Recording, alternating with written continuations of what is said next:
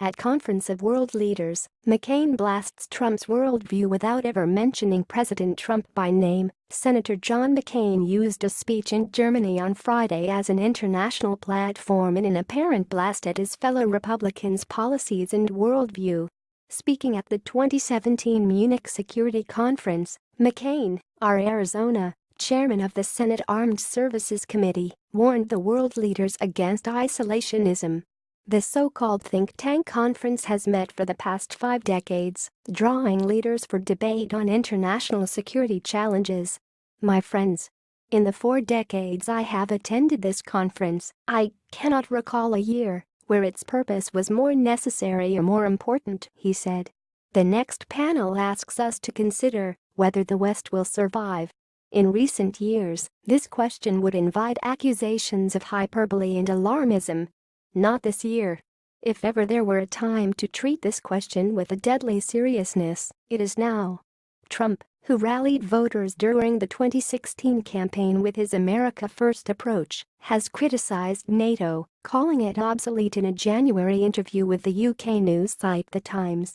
Trump's comments have alarmed European leaders and NATO ally countries.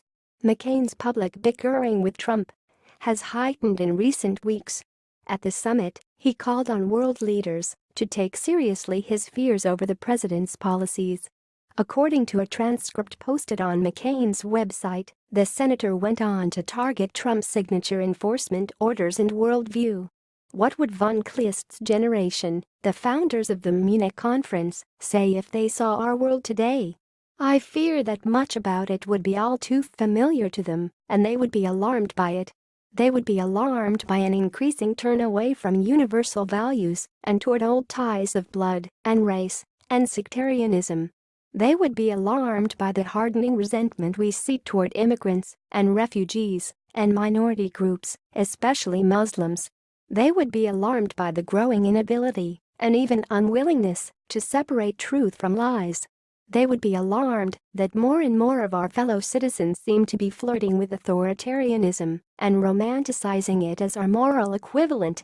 McCain finished his remarks on an optimistic note, calling on ally countries to join him in denouncing adversaries who aim to create divide.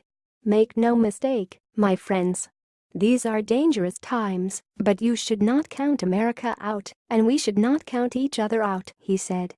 We must be prudent, but we cannot wring our hands and wallow in self-doubt. We must appreciate the limits of our power, but we cannot allow ourselves to question the rightness and goodness of the West. We must understand and learn from our mistakes, but we cannot be paralyzed by fear. We cannot give up on ourselves and on each other. That is the definition of decadence. And that is how world orders really do decline and fall. This is exactly what our adversaries want. This is their goal. They have no meaningful allies, so they seek to sow dissent among us and divide us from each other. They know that their power and influence are inferior to ours, so they seek to subvert us and erode our resolve to resist and terrorize us into passivity. They know they have little to offer the world beyond selfishness and fear, so they seek to undermine our confidence in ourselves and our belief in our own values, he said.